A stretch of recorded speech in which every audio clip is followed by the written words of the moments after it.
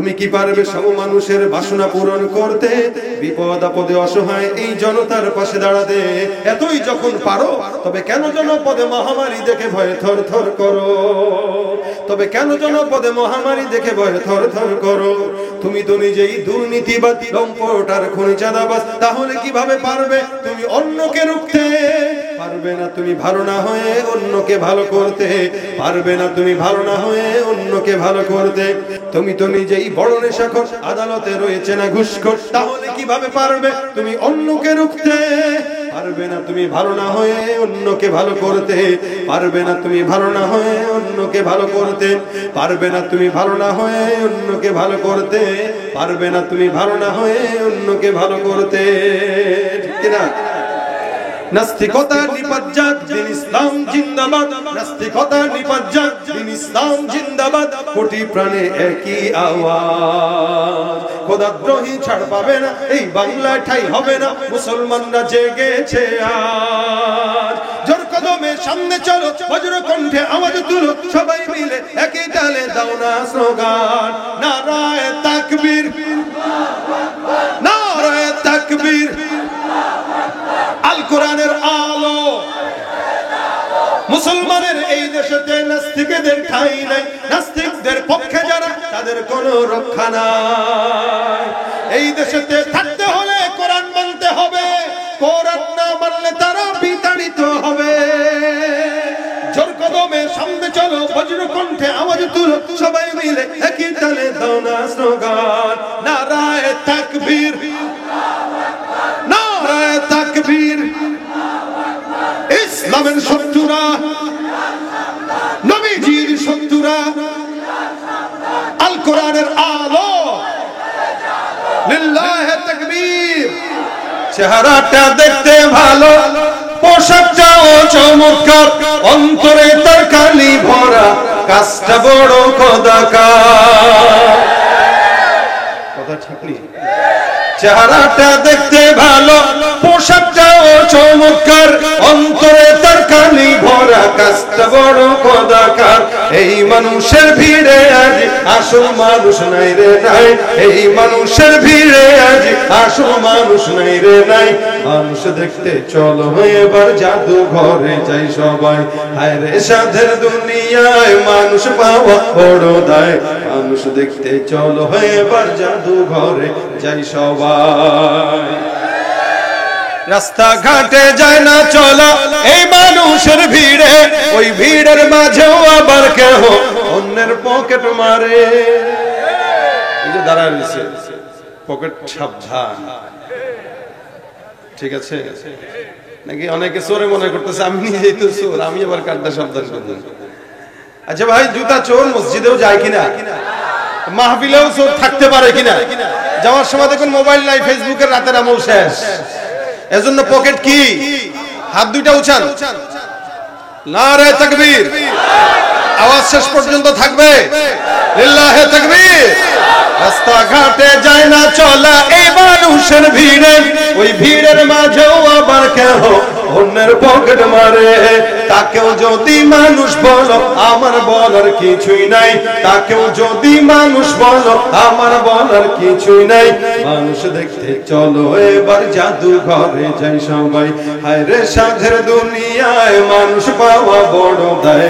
মানুষ দেখতে চলো এবার জাদু ঘরে যাই সবাই। ঠিক কিনা? মানুষকে আল্লাহ দামি বানাইছেন না কম দামি বানাইছেন? একটু বেশি না অনেক বেশি? গোটা দুনিয়ার ভিতরে সবার চেয়ে কম না বেশি? আশরাফুল মাখলুকাত, সৌন্দর্যের দিক থেকেও সুন্দর, দামের দিক থেকেও সম্মানিত।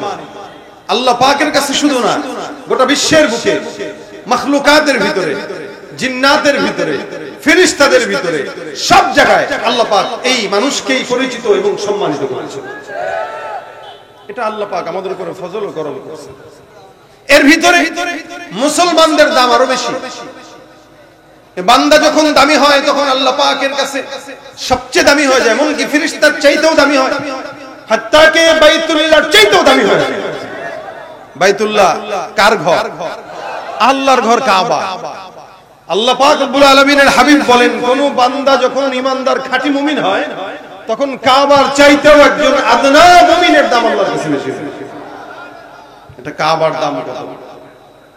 একটা কাবার দাম কত? এই কাবার পিছনে যাওয়ার জন্য, কাবার চক্করে ঘোরার জন্যই তো আমরা কত চেষ্টা করি, সারা জিন্দেগি বরবাদ। একটু একটু করে টাকা জমাইতে জমাইতে জমাইতে জমাইতে 70 বছর বয়সে যায় হজ করে। এই যে আল্লাহ পাক রব্বুল আলামিনের ঘরে যাওয়ার জন্য আমরা পাগল হই কেন? নবী করিম সাল্লাল্লাহু আলাইহি ওয়াসাল্লাম বলেছেন, কেউ যদি আল্লাহর ঘর একবার তাওয়াফ করে তো আল্লাহ পাক তাকে এমন নিষ্পাপ বানায় যে তার কোনো গুনাহই নেই। আস্তে বলেন সুবহানাল্লাহ। মায়ের সন্তান যেভাবে নিষ্পাপ বের হয়, আল্লাহ পাক রব্বুল আলামিন ওই বান্দাকে এমন নিষ্পাপ বানায়, খালি বাইতুল্লাহ তাওয়াফ করে চক্কর, মানে এটা পাগলামি, এটা আল্লাহর সাথে। আল্লাহ খালি বলছেন তুই একটা সাদা কাপড় পরবি আর এসে ঘুরবি, এটাই পাগলামি। না কোনো ঘ্রাণ দিতে পারবি, না কোনো সাবান মাখতে পারবি, বাস গন্ধ হইলেও হোক, তুই তোর পাগলের মতো ঘুরবি, পাগলের মতো ঘুরবি। লালন শাহর মাজারে যায় পাগলের মতো ঘোরার নাম পাগলামি না। আল্লাহর ঘরে যে সাদা কাপড় পরে ঘোরার নাম হচ্ছে আল্লাহর সঙ্গে পাগলামি করা। আর এই পাগলামিতে যদি কেউ মজে যায় তা আল্লাহ পাক তাকে নিষ্পাপ বানায় দেয়। সুবহানাল্লাহ। এই বাইতুল্লাহ অনেক দামি। আল্লাহ পাক রব্বুল আলামিন বলেন এটা প্রথম ঘর। ইন্না আউওয়ালা বাইতি উদিআ লিন-নাস লাল্লাযী বিবাক্কাতা মুবারাকান ওয়া হুদাল লিল আলামিন। সারা জমিনের ভিতরে সবচেয়ে প্রথম ঘর বাইতুল্লাহ। এই বাইতুল্লাহকে আল্লাহ পাক এত সম্মানিত করেছেন, পয়গম্বর একবার বাইতুল্লাহ তাওয়াফ করে, বাইতুল্লাহ চক্কর দেয় আর কাবার দিকে তাকায়, ডাক দেয়া বলে, কাবা তোমার সম্মান মালিকের দরবারে অনেক বেশি, তোমার মতো মর্যাদাবান ঘর জমিনের মধ্যে আর নাই, এমন মর্যাদাবান ঘর। তবে বাইতুল্লাহ তুমি জানো তোমার মতো মর্যাদাবান ঘরের চাইতেও তোমার পাশে যে সমস্ত মুমিনরা সাদা কাপড় পরে ঘুরে, আল্লাহর কাছে একজন মুমিনের দাম তুমি বাইতুল্লাহর চাইতেও কোটি গুণে বেশি। বাইতুল্লাহর চাইতে একজন মুমিনের দাম আল্লাহর দরবারে বেশি। আল্লাহ পাক রব্বুল আলামিন এই বান্দাকে এত সম্মানিত করলেন, বান্দা তার হাতের দোষে, কর্ম দোষে বান্দা জাহান্নামী হয়ে যায়। এখানে যত মানুষ আছেন, আমি সহ আপনারা সহ প্রত্যেকটা মানুষ, যত বড় বুজুর্গ হোক, এই জমিনের ভিতরে প্রত্যেকটা মানুষ ইনসানি ফিতরাত যখন বান্দার ভিতরে আছে, ফিতরাত যখন বান্দার ভিতরে আছে, স্বভাব যখন বান্দার ভিতরে আছে, এই যে সৃষ্টিগত স্বভাব বান্দার ভিতরে গুনাহ করে, নেকের কাজ করে, আল্লাহ পাক রব্বুল আলামিন বান্দাকে গুনাহের মজা যেমন দিয়ে দিয়েছে, আবার গুনাহের সাজার ভয় দিয়েছে। গুনাহ যেমন করতে মন চায়, আবার জান্নাতেও যেতে মন চায়। আল্লাহ পাক রব্বুল আলামিন বান্দাকে গুনাহের মজাও দিয়েছে, যার কারণে বান্দা গুনাহ করে। এই জমিনের ভিতরে এই জায়গায় এমন একজন বান্দা নাই যে বান্দা এই কথা বলবেন আমার জিন্দেগিতে কোনো গুনাহ নাই। আছেন নাকি কেউ? যত বড় বুজুর্গ হোক, পীর হোক না কেন, যত বড় আল্লাহ ওয়ালা হোক না কেন, এই দুনিয়ার ভিতরে সবচেয়ে নিষ্পাপ হলো নবী রাসূলুল্লাহ। আদম থেকে মুহাম্মদুর রাসূলুল্লাহ পর্যন্ত সব নবীদেরকে আল্লাহ পাক নিষ্পাপ বানিয়েছেন। নবীদের পরে সাহাবা আজমাইনদেরকে আল্লাহ পাক maaf করে দিয়েছেন, তারাও নিষ্পাপ। যার কারণে আল্লাহ পাক রব্বুল আলামিন বলেন, রাদিয়াল্লাহু আনহুম ওয়া রাদু আন, তারাও আমি আল্লাহর উপরে খুশি, আমি আল্লাহ তাদের উপরে খুশি। সাহাবা একরামদেরকে আল্লাহ পাক রব্বুল আলামিন মাফের ঘোষণা দিয়ে দিলেন, যার কারণে কিয়ামত পর্যন্ত সাহাবা আজমাইনদের ভুল ধরার মতো যোগ্যতা কারো হবে না, নাইও। কেন? আল্লাহ নবীদের পরে সাহাবা আজমাইনদেরকে maaf করে দিয়েছেন। সাহাবা আজমাইন আদনা থেকে আদনা সাহাবী, এরা দুনিয়ার জমিন থেকেই জান্নাত প্রাপ্ত হয়ে গেছে। সুবহানাল্লাহ। নবীদেরকে আল্লাহ পাক নিষ্পাপ বানাইছেন, সাহাবীদেরকেও maaf করে দিয়েছেন। এখন আসেন সাহাবীদের পরে কারা? বলে তাবেঈরা। তাবেঈদেরকেও আল্লাহর নবী সাল্লাল্লাহু আলাইহি ওয়াসাল্লাম বলেন আল্লাহ পাক তাদেরকে, এইজন্য আল্লাহ পাক রব্বুল আলামিনের হাবিব বলেন, খায়রু উম্মতি করনি সুম্মাল্লাযীনা ইয়ালুনহুম সুম্মাল্লাযীনা ইয়ালুনহুম। তিনটা জামানা সবচেয়ে উত্তম জামানা, এরপরে যত জামানা আসবে সব জামানার বান্দা জামানার প্রেক্ষাপটের উপরে ভিত্তি করে বান্দা গুনাহ করে। আজ থেকে 50 বছর আগে যে গুনাহ মানুষ চিন্তাও করতে পারত না, বর্তমান সময় এই গুনাহ এখন আমাদের 8-10 বছরের বাচ্চারাও করে। 50 বছর আগের জামানার অবস্থার এখনের জামানার অবস্থা পার্থক্য আছে না নাই? আপনার দাদাকে জিজ্ঞাসা করেন, আপনার বাবাকে জিজ্ঞাসা করেন, যাদের বয়স মোটামুটি 40-এর মতো কাছাকাছি, এরা আমরা ছোটবেলায় এই জিনিসটাও দেখেছি। কি দেখেছি? কোন ঘরের আশেপাশে রাস্তাঘাটে যখন কোনো মা বোনরা হাঁটতো, কোন পরপুরুষ যখন তার সামনে দিয়ে রাস্তা দিয়ে হেঁটে হেঁটে যেত, আমাদের মা খালারা যদিও বয়স 60 বছর 50 বছর, কোন পরপুরুষ দেখার সাথে সাথে ওড়নাটা এই পর্যন্ত টেনে দিয়ে গাছে আড়ালে লুকায় যেত। এখন এই দেশটা আসেনি। এখন যদিও মোটামুটি বোরকা ওড়না টুন্না পরে, এমন ভাবে পরে যেন সব দেখাই যায়। রাসূল সাল্লাল্লাহু আলাইহি ওয়াসাল্লাম বলেছেন শেষ জামানায় এরকম পোশাক পরবে, কাপড় পরার পরেও যেন তারা উলঙ্গ। আরে এই জামানায় চলতেছে। এক সময় আমরা আমাদের মা বোনদেরকে দেখতাম পরপুরুষ দেখার সাথে সাথেই পলায় যেত, পুকুর পাড়ে নেমে যেত, গাছের আড়ালে লুকাইতো, ঘরের আড়ালে লুকাইতো। আর বর্তমান সময়ে ওড়নাটা যদিও বুকের মধ্যে থাকে, ওইটা একবার সরায় দিয়া তারপর আবার ঠিক করে দেখা দেয়। এই যে নারীদের হালত এরকম, শুধু তাই না, ঢাকার প্রেস ক্লাবের মতো জায়গাগুলোতে সংবাদ সম্মেলন করে আমরা সবাই বেশ্যা, বুঝে নেব হিস্সা। দেখেন না এই স্লোগান দিতেছে, আমরা সবাই বেশ্যা, বুঝে নেব। নিজের বেশ্যা বলতে তারা পছন্দ করতেছে, অথচ আল্লাহ এদের সম্মান সবচেয়ে বেশি দিয়েছে। শুধু তাই না, দেহ বিক্রি করে যারা চলে, এরা স্লোগান দিচ্ছে তাদেরকে যেন শ্রমিকের মর্যাদা দেওয়া হয়। নাউযুবিল্লাহ মিন যালিক। শ্রমিক ভাই, সব ঘাম ঝরানো শ্রমিকের ঘাম ঝরানো। যাক, বুঝলে বুঝেন, না বুঝলে নাই। ঘাম ঝরাইলেই শ্রমিক বলা চলে। আল্লাহ দাম দিয়েছেন বেশি, এরা বুঝে না, যার কারণে এরা নিজেদের দাম কমায় দেয়। এরা নিজেদের দাম নিজেরা কমায়।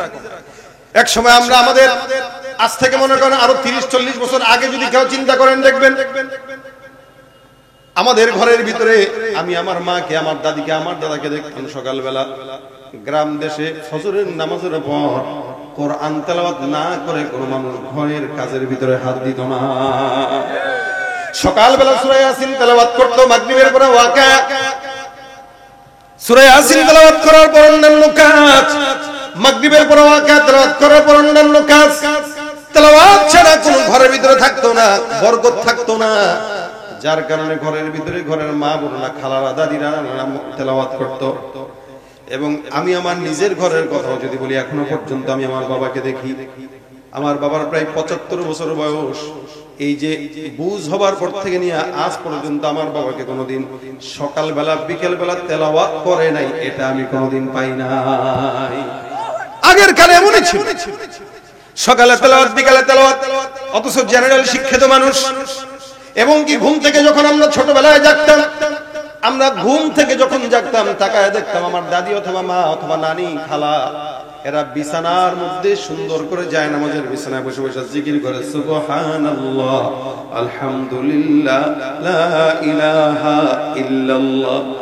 আমাদের ঘুম ভাঙতো মাদের জিকিরের আওয়াজে, আমাদের ঘুম ভাঙতো মা বাবার কোরআন তেলাওয়াতের আওয়াজে। আমরা সকালবেলা ঘুম থেকে জেগে জেগে দেখতাম মা তেলাওয়াত করে, বাবা তেলাওয়াত করে, মা জিকির করে, বাবা জিকির করে। আর বর্তমান সময়ের বাচ্চাদের ঘুম ভাঙে মা বাবার মোবাইল, ফেসবুক, ইউটিউবের আওয়াজে।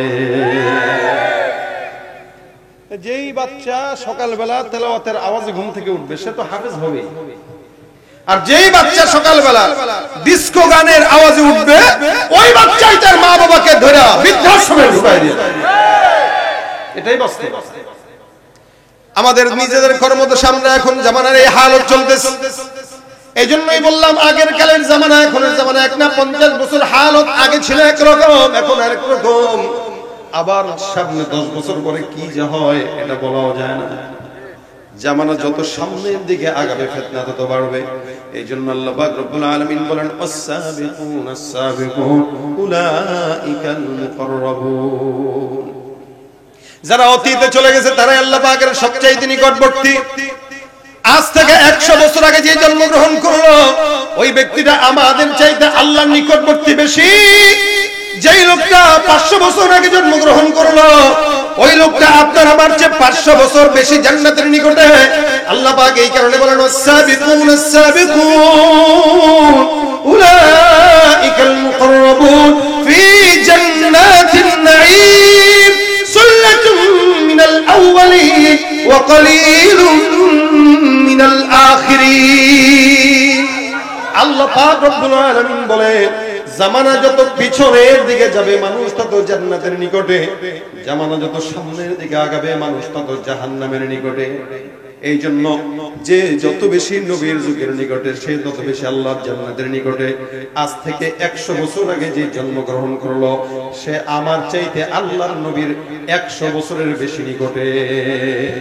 না আমরা 1436 বা 46 বা 47 হিজরি চলতেছে, যে নাকি 1300 জন্মগ্রহণ করেছে 150 বছর হইলেও সে রাসূলের নিকটে আমার চাইতে বেশি। এজন্য আল্লাহ পাক রব্বুল আলামিন বলে যে যত বেশি রাসূলের জামানার নিকটে আল্লাহর জান্নাতের নিকটে, যে যত বেশি রাসূলের জামানার নিকটে সে তত বেশি জান্নাতের নিকটে, যে যত বেশি রাসূলের জামানার থেকে দূরে সে তত বেশি জান্নাত থেকে দূরে। গতকালের জন্মগ্রহণ করা সন্তান আগামী কালের জন্মগ্রহণ করা সন্তানের চেয়ে একদিন হলেও নবীর নিকটে, কারণ সে একদিন আগে হলেও জন্মগ্রহণ করেছে, একদিন হলেও ফিতনা কম পাইছে। এইজন্য আল্লাহ পাক রব্বুল আলামিন বলেন এই ফিতনার জামানায় গুনাহ তো বান্দার হবে, এমন এমন বান্দা থাকবে। এখানে অনেক মানুষ আছেন যারা 50-60 বছর ধরে ওয়াজ শুনেন কিন্তু এখনো পর্যন্ত ফজরের নামাজ পড়েন না, দাড়িটাও পর্যন্ত রাখতে পারেন, আছে না? এখনো পর্যন্ত দাড়ি রাখে না, ওয়াজ শুনে 40 বছর ধরে 50 বছর ধরে এখনো পর্যন্ত সুন্দর নামাজ পড়তে পারে না। এই জন্য আল্লাহ পাক রব্বুল আলামিন বলেন ইন্নামাত তাওবাতু আলাল্লাহি লিল্লাযীনা ইয়া'মালুনাস সাইয়্যাত হাত্তা ইযা হাদারা আহাদাকুমুল মাউত ক্বালা ইন্নী তুবতুল আন। এমন কিছু বান্দার কথা আল্লাহ পাক রব্বুল আলামিন বলে, এমন কিছু বান্দা থাকবে, ঈমানদার থাকবে যারা বলবে আমরা উল্টাপাল্টা যত মন চায় তত কাজ করব, মৃত্যু যখন আসবে মৃত্যু আসার আগে আল্লাহর দরবারে তওবা করে মাফ চায় নেব। আল্লাহ পাক বলেন তওবা মাফ হবে তো দূরের কথা, তাদের জন্য রয়েছে জাহান্নামের ভিতরে আযাব। খুব বুঝেন আল্লাহ পাকের এই আয়াতটা আমাদের বর্তমান সময়ের সঙ্গে অনেক বেশি মিলে। অনেক মানুষ আছে যারা 50-60 বছর বয়স, এরা চিন্তা করে কি জানেন? এরা চিন্তা করে যত দুর্নীতি আছে বয়স থাকতেই করা লাগবে, যত চাঁদাবাজি আছে বয়স থাকতেই করা লাগবে, যত মানুষের জায়গা মারা যাবে বয়স থাকতেই করা লাগবে, ওজনে যত কম দিয়ে ব্যবসায় 2 নম্বরই করা যাবে বয়স থাকতেই করা লাগবে। তো ভালো হবে কখন? ভালো মনে 60 বছর বয়স গেলে একটু হস কইরা একটা মসজিদের জায়গা দান কইরা মুতাওয়াল্লি হয়ে যাব, বাস আমি হলাম বিল। তার মতো বুজুর্গ আর কে? আমার সাথে একজনের দেখা হয়েছিল একবার, আমি তারা জিজ্ঞাসা করলাম ভাই আপনি টাকা তো অনেক কামান, আল্লাহর ঘরে একটু যান না, হজ করে আসেন, কবে হজ করবেন? ভাই আমি অন্য চিন্তায় আগাই। কি চিন্তায় আগান? অন্য চিন্তায় আগান। আচ্ছা চিন্তাটা শুনতে চাইলাম, কি চিন্তা? সে বলতেছে 50 বছর পর্যন্ত অনেক এলোমেলো কাজ হয় বান্দার দ্বারা। তার যুক্তি দেখেন 50 বছর পর্যন্ত অনেক গুনাহ আমাদের মাধ্যমে হয়, তো চিন্তা করছি 50 বছর পর্যন্ত একটু ভালো মতো এমনি যেমনি মন চায় এমনি চলি, 50 যাওয়ার পরে হজের নিয়ত করব এবং হজটাজ কইরা এই যে নামাজ টামাজ ধরবো আর খারাপ হওয়ার ইচ্ছা নাই। এর ভিতরে হজ করে আসলাম, যদি আবার গুনাহ করি তাহলে আরো বেশি খারাপ। এই কারণে 50 বছরের পরে হজ করার ইচ্ছা, এরপরে আর কোনোদিন উল্টাপাল্টা কাজ করব না। আমি তারা বললাম যদি কালকে মরেন, ভাই কালকে মরবো এটা তো বলা যায় না, মরতেই পারি, কিন্তু আমার বাপ দাদাদের থেকে একটা বয়সের ব্যাপার চলে আসছে। আমার দাদা 80 বছর বাঁচছিল, আমার বাবাও মোটামুটি 85 বছর হয়ে গেছে, আমি 80-র নিচে বাঁচবো এরকম মনে হয় না, 80-র উপরে গেছে ভাই, বাস্তব কথা। আমি বললাম লা হাওলা ওয়ালা কুওয়াতা ইল্লা বিল্লাহ। কি বলতেছেন ভাই আপনি? আপনি কি বলতেছেন এগুলো? টাকা থাকলেই কি মানুষ আল্লাহর ঘরে যেতে পারে? আজীব হাল। সে চিন্তা করছে কি 50 বছরের পরে তওবা করবে। এই বান্দার কথাই আল্লাহ পাক কোরআনে বলেছেন ইন্নামাত তাওবাতু আলাল্লাহি। মউত যে চলে আসে কিভাবে মরে? আল্লাহ বলেন ওয়ালাল্লাযীনা ইয়ামুতুনা ওয়া হুম কুফফার। কুফফার মানে কি বলেন? এত বুঝতেছেন কুফফার মানে কাফের। আল্লাহ বলতেছেন এমন ভাবে তারা মউত বরণ করবে যে তারা কাফের হয়ে গেছে, গুনাহ করতে করতে করতে করতে কলব এমন কাঁচা পড়ছে যে কাফের হয়ে মারা গেছে, তার হুঁশ নাই। এরপর আল্লাহ পাক ডাক দিয়া বলেন যখন এই হালতে তারা মরে উলাইকা আতাদনা লাহুম আযাবান আলীমা, এদেরকে আল্লাহ পাক রব্বুল আলামিন যন্ত্রণাদায়ক শাস্তি তাদের জন্য রেখে দিয়েছেন। এই জন্য যারা ঘুষখোর, সুদখোর, দুর্নীতিবাজ খুব শুনে রাখেন, আগামীকাল ঘুষ খাওয়ার নিয়ত করলেন, আগামীকাল কোন জায়গায় 2 নম্বরই করার নিয়ত করছেন, মনে রাখবেন আগামীকাল দুর্নীতি করার পরে সাথে সাথে যদি মওত হয়, আল্লাহ পাকের কথা অনুযায়ী মুমিন হিসেবে মরলেন নাকি কাফের হয়ে মরলেন? কাফের হয়ে মরলেন। এই কারণে ঘুষের টাকাকে হাদিয়া মনে করে খাওয়ার কোনো সুযোগ, এটা হারাম তো হারাম, একটু নামটা পাল্টা দেয়। খাইতেছে সুদের টাকা আর বলতেছে ভাই এটা ইন্টারেস্ট না, এটা মুনাফা। কি নাম দিছে? মুনাফা। আরবি নাম তো, আরবি নাম মনে হয় হালাল, হারাম কেমন? মুনাফা নাম দিয়েছে। মুনাফা যদি আবার অনেকে বুঝে যায় যে মুনাফা তো খারাপ, না ভাই মুনাফা না, এটা হাদিয়া। ভাই আপনি ওই দিন একটা ভিডিওতে একজনের কাছে দেখলাম অনেকদিন আগে, একজন ঘুষ খাইছে, খাওয়ার পরে বলতেছে ভাই এই যে আমি আপনার থেকে নিলাম এটা কি আমি জোর করে নিছি? কোন না জোর করে না, আপনি বলেন বলেন আমি কি আপনারা জোর করে নিছি? আমি কি আপনারা মারছি? বলেন না মারেন নাই। আপনি কি কষ্ট পাইছেন? আমি যে নিছি। না কষ্ট পাইনি। ঠিক আছে তাহলে আপনি তো অনুমতি দিয়েছেন। মানে ঘুষটাকে কেমনে খায় না? এখন যদি কেউ ঘুষ খায় আর যদি বলে ভাই আমি কি আপনার থেকে জোর করে নিছি, কি বলবে যে জোর করে নিছেন? কিন্তু ওখান থেকে বের হওয়ার পরে শালা বলে একটা গালি দিবে, কি দিবে না? এর চাইতেও ইখলাসওয়ালা গালি দিতে পারে, দিতে পারে না? তাহলে দেখেন ঘুষ খাইতেছে হাদিয়া নাম দিয়া। আসলে এগুলো সব শিক্ষিত হতে পারে, তবে নামের পাশে একটা শয়তান লেগে যাবে, ঠিক কিনা জোরে? ওরা হলো দেশের লাগি মহামারীর মতো, ফাইলে কলম ঠেকাইয়া চালায় শুধু নির্যাতন। ঘুষের টাকায় ওদের ভুড়ি, ঘুষের টাকায় ওদের ভুড়ি করে যে ঠান্ডা। ওরা শিক্ষিত শয়তান, ওরা শিক্ষিত শয়তান, ওরা শিক্ষিত শয়তান, ঠিক কিনা? তাহলে ভাইরা আমার, আল্লাহ পাক রব্বুল আলামিন বান্দার গুনাহ maaf করবেন, তবে শর্ত আছে। এই জন্য আল্লাহ কোরআনের জায়গায় জায়গায় বলেন তুবু ইলাল্লাহি তাওবাতান নাসুহা। আল্লাহ পাক রব্বুল আলামিন বলেন ইয়া আইয়ুহাল্লাযীনা আমানু তুবু ইলাল্লাহ ওয়া তুবু ইলাল্লাহি জামিআন আইয়ুহাল মুমিনুনা লাআল্লাকুম তুফলিহুন। যত জায়গায় আল্লাহ পাক রব্বুল আলামিন অনেক জায়গায় বর্ণনা করেছেন ইস্তিগফার আর তওবার কথা। আল্লাহ পাক জানে একদিকে বান্দা গুনাহ করবে, একদিকে আল্লাহ পাক বান্দাকে তওবা করার আদেশ দিলেন, আবার যখন গুনাহ হয়ে যায় আবার আল্লাহ পাক বান্দাকে তওবার আদেশ দিয়ে দিলেন। অর্থাৎ বান্দা গুনাহ যত বেশি হোক না কেন আল্লাহর কাছে একবার খালেস দিলে যদি কেউ তওবা করে, নবী সাল্লাল্লাহু আলাইহি ওয়াসাল্লাম বলেন সমুদ্রের ফেনা পরিমাণ গুনাহ আল্লাহ পাক রব্বুল আলামিন maaf করে দেন। এইজন্য আল্লাহ পাক বলেন তোমরা বেশি বেশি ইস্তিগফার করো। আল্লাহ পাক ডাক দিয়ে বলেন ফাকুল তুস্তাগফিরু রাব্বাকুম ইন্নাহু কানা গফফারা।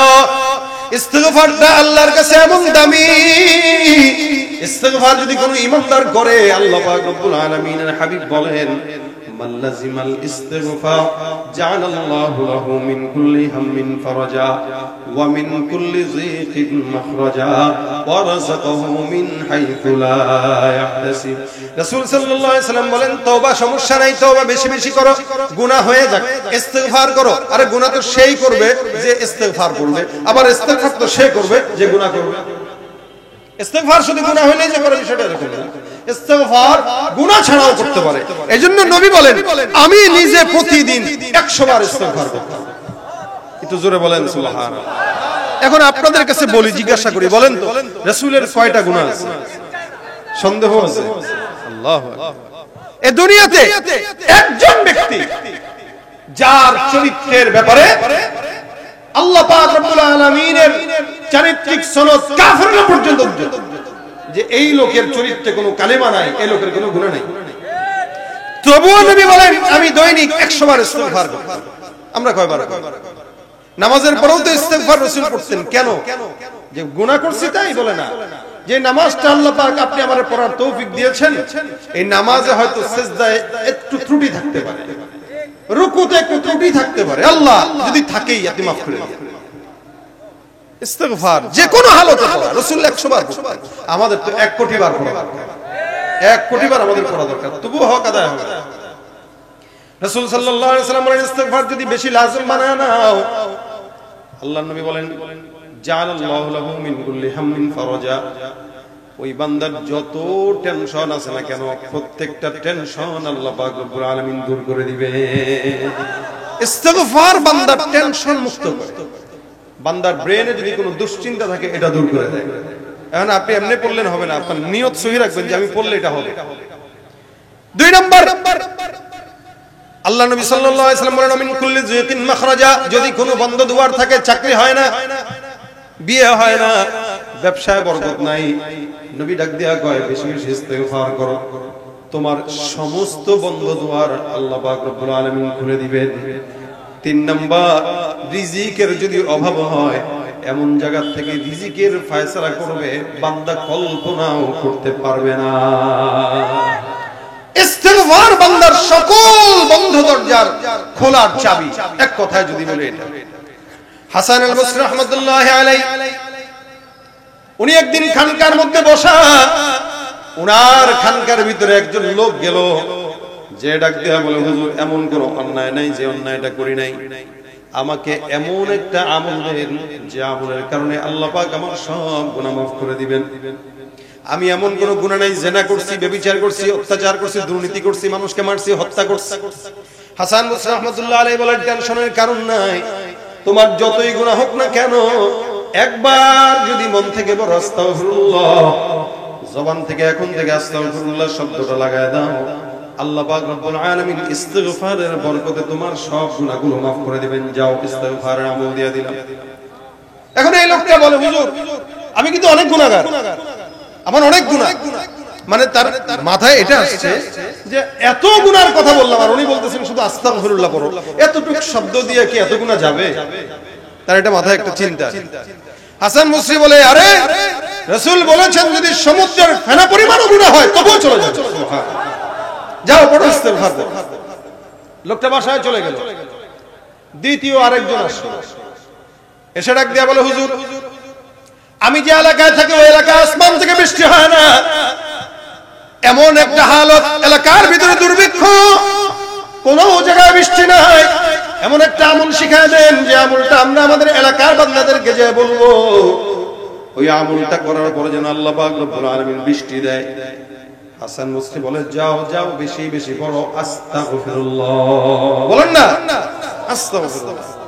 এই লোক বলে হুজুর বেশি বেশি ইস্তিগফার করলে বৃষ্টি আসবে, বলে অবশ্যই আসবে, যাও। এই বান্দাও চলে গেল ইস্তিগফারের আমল নিয়ে।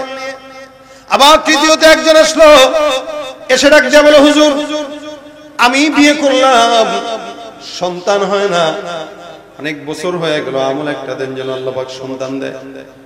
আপনাদের জিনাদায় আমাদের বাংলাদেশে এমন এমন কিছু মুল্লুক আছে, মুগা আছে, বেকল আছে, যারা সন্তান না হইলে খাজার দরবারে মাজারে যায় সিজদা দিয়া পড়ে থাকে, আছে কিনা? লাল ডেক্সি দেখলেই দৌড় দেয়। যেই খাজা বাবার শরীরে প্যান্ট নাই, কাপড় নাই, ন্যাংটা, মোটামুটি সব মাথা আর নিচ সব সমান, গোসল করে না, তার সামনে যায় করে বাবারে একটা বাচ্চা দিও, বাবা কয় ঠিক আছে যা, বউরে আমার খানকার মধ্যে 3 দিনের দেখা ফেরাই খাজা। কথা বুঝেন নাই? খাজার দরবারে যদি বউটারে 3 দিনের দেখা ফেরা কেন, এরপরে যদি বাচ্চা হয় বুঝবেন এটা আপনার না আপনার বাবা। এরকম বেকল আছে না নাই? আছে না নাই? পীরগিরিয়ার মাজার পূজা চলছে দেশটা জুড়িয়া, শিরকি আর ভণ্ডামিতে সমাজ গেছে ভরিয়া। পীরগিরিয়ার মাজার পূজা চলছে দেশটা জুড়িয়া, শিরকি আর ভণ্ডামিতে দেশটা গেছে ভরিয়া। গাজার কলকিটান মারিয়া, গাজার কলকিটান মারিয়া দেখায় খাজার সাথ, ওরা শিক্ষিত শয়তান, ওরা শিক্ষিত শয়তান। রাগ করছেন কে? কে হাত তুলেন। রাগ করছেন?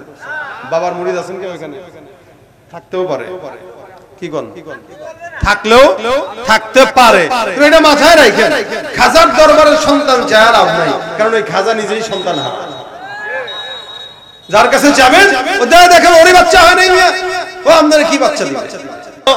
ডাক দিয়া বলে হুজুর আমাদের এলাকায় আমি দোকান দিয়েছি কিন্তু ব্যবসা বাণিজ্যে বরকত হয় না, এমন একটা আমল দিয়া দেন যে আমলের মধ্যে আল্লাহ পাক যেন ব্যবসায় বরকত দেয়।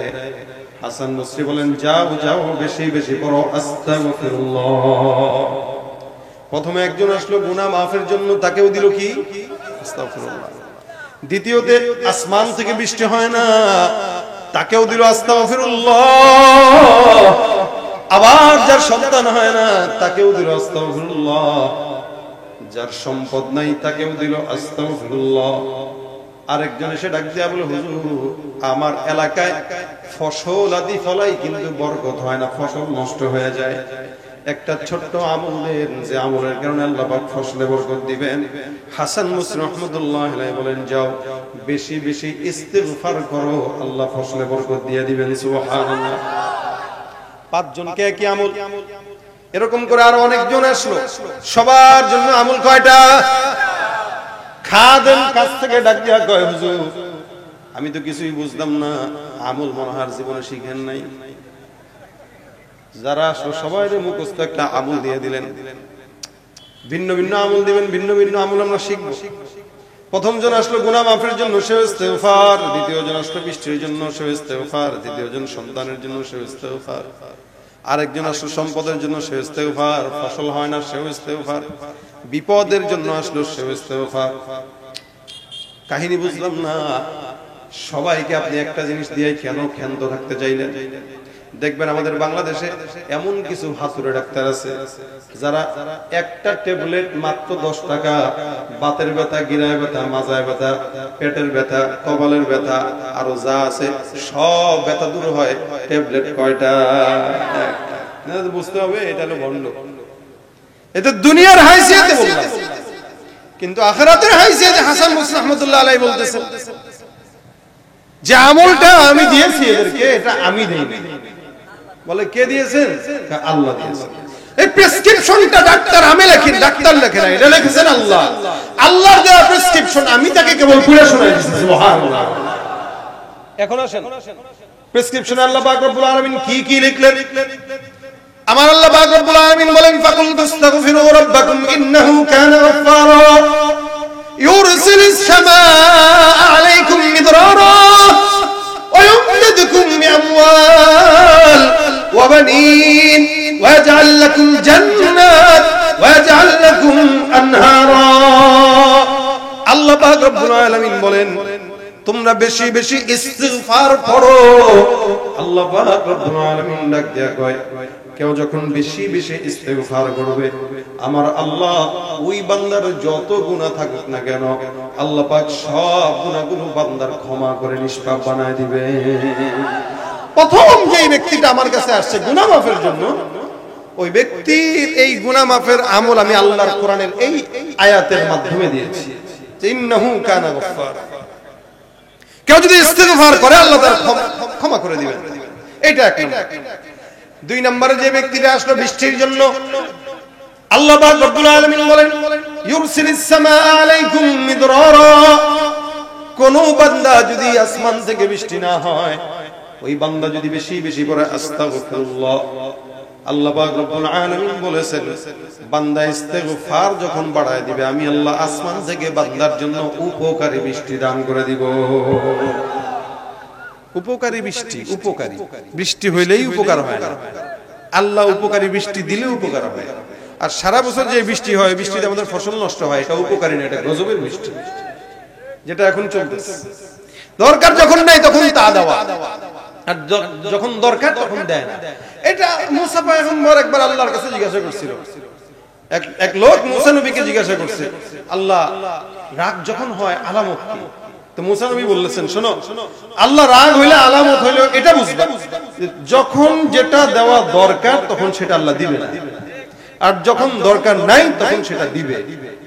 তার মানে আমাদের জন্য যখন যেটা দেওয়া দরকার, বৃষ্টি নাই ওই সময় বৃষ্টি দেওয়া, আর বৃষ্টির দরকার ওই সময় না দেওয়া। এখন বর্তমান সময় এটাই হইতেছে।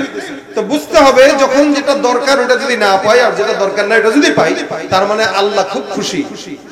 কি আল্লাহ? চাকরি হওয়া দরকার হইতেছে, বেতন বাড়া দরকার বাড়তেছে না, কিন্তু সবকিছুর দাম বাড়তেছে। দেশের শান্তি আসা দরকার আসতেছে না, খুন গুম হত্যা বিচার বাড়তেছে। এগুলো দরকার ছিল না কিন্তু বাড়তেছে। তার মানে আল্লাহ সব কিছু থামানোর জন্য একমাত্র আমল হলো ইস্তেগফার। কি ইস্তেগফার?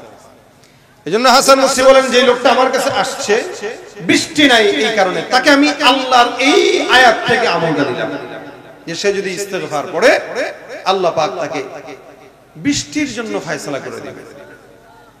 3 নাম্বার শুনেন, ওয়ায়ুমদিদুকুম বিআমওয়াল, সম্পদ আল্লাহ পাক রব্বুল আলামিন দান করে দিবেন। যদি কেউ গরীব থাকে, দোকান আছে, ব্যবসা আছে, বরকত নাই, দোকানের ভিতরে বসে বসে আমাদের দেশের চায়ের দোকানগুলো দেখবেন মোটামুটি চায়ের দোকানগুলো ছোটখাটো একটা সংসদ, এই সংসদের ভিতরে এমপি মন্ত্রী সব আছে, মাননীয় স্পিকারও আছে, আর প্রধানমন্ত্রী স্বয়ং হলো চায়ের দোকানদার। মোটামুটি আলু কি বলে কলা রুটি পাউরুটি চাপাতি কেনার টাকা না থাকলেও 32 ইঞ্চি টিভি লাগানোর ঠিকই টাকা দিয়েছে শয়তান।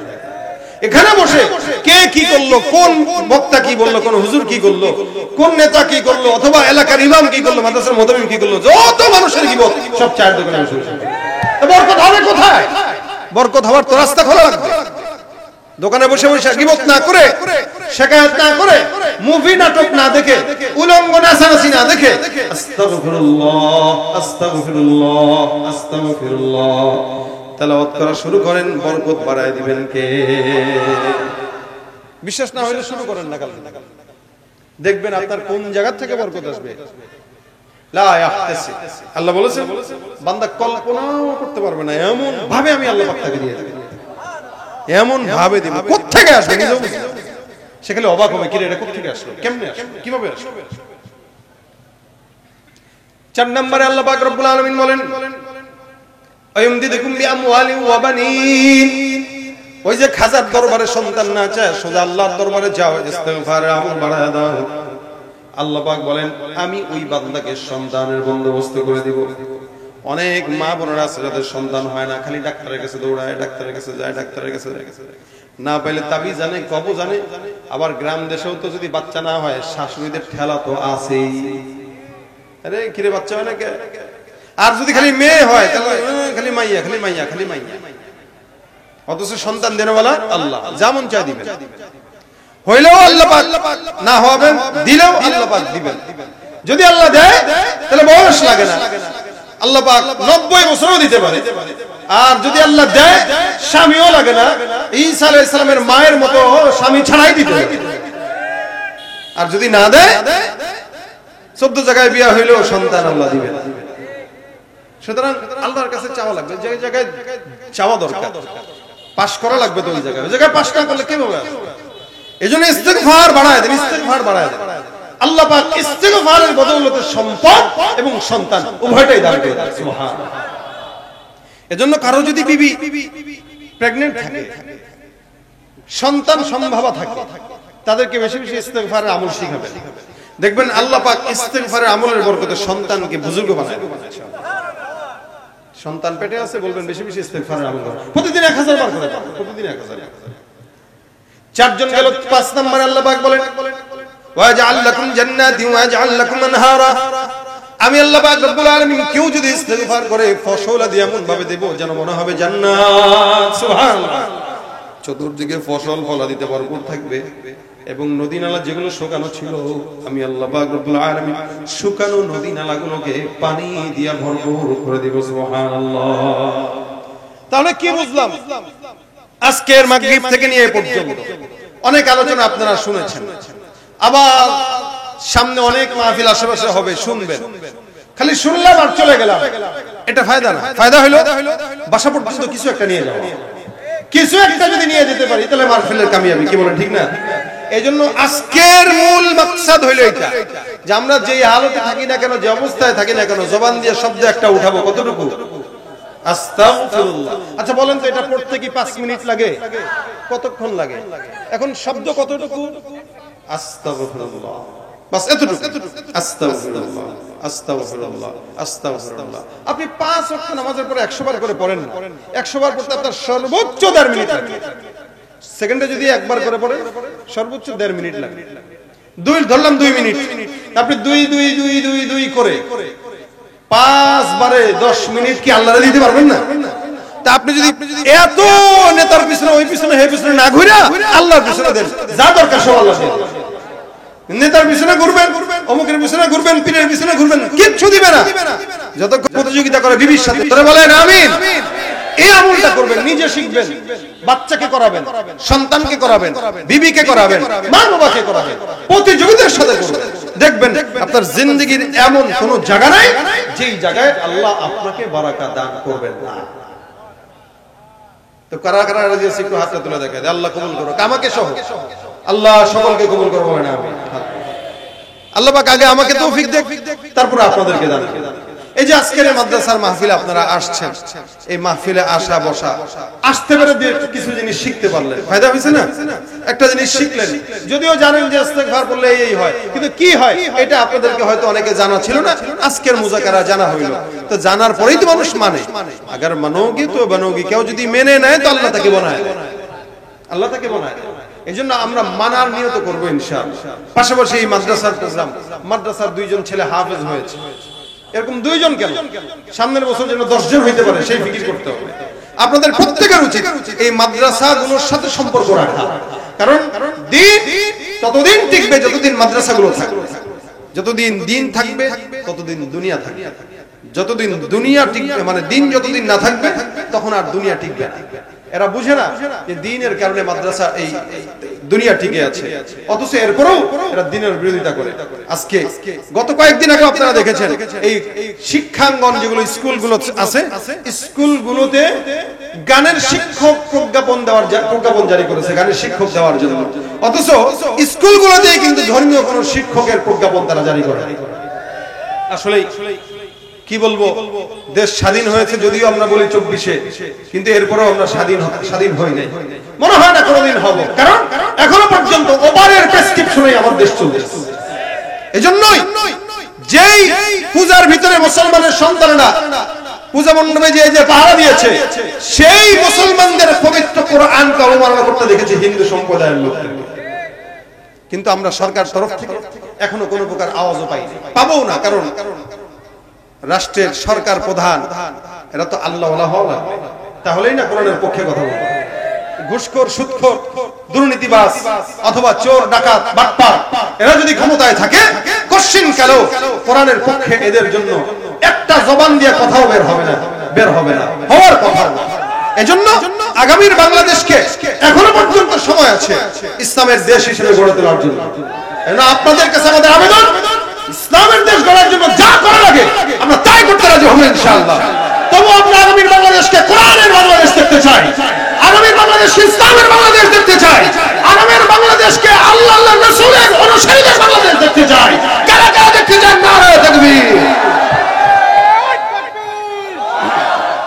নারে তাকবীর, আল কোরআনের আলো সংসদে চালো, নারে তাকবীর।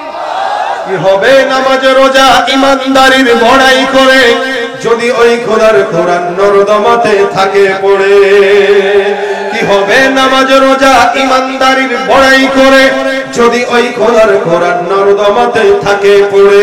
মসজিদের কোণে বসে জিকির যত করই কষে, মসজিদের কোণে বসে জিকির যত করই কষে, এভাবে যায় না পাওয়া আল্লাহকে। কি হবে বেঁচে থেকে অযথা বিদ্যা শিখে, যদি না গড়তে পারি শোষণবিহীন সমাজটাকে। কি হবে আলেম হয়ে ইমাম সেজে সমাজেতে, পারো যদি সত্য কথা উচ্চ স্বরে না বলিতে। চাকরির ভয় করো যদি ছেড়ে দাও ওই না গদি, চাকরির ভয় করো যদি ছেড়ে দাও ওই না গদি। কি হবে ধোঁকা দিয়ে আল্লাহকে, কি হবে বেঁচে থেকে অযথা বিদ্যা শিখে, যদি না গড়তে পারি শোষণবিহীন সমাজটাকে। আল্লাহ আমাদের সমাজকে পবিত্র করে দেয়, বলেন আমিন। এজন্য সমাজের পবিত্রতা অর্জনের জন্য এখন থেকে নিয়ত করেন, বেশি বেশি ইস্তেগফারের আওয়াজ জবানে উঠান। আল্লাহ পাক আমাদেরকে এই আওয়াজগুলো উঠাতে তৌফিক দান করুন।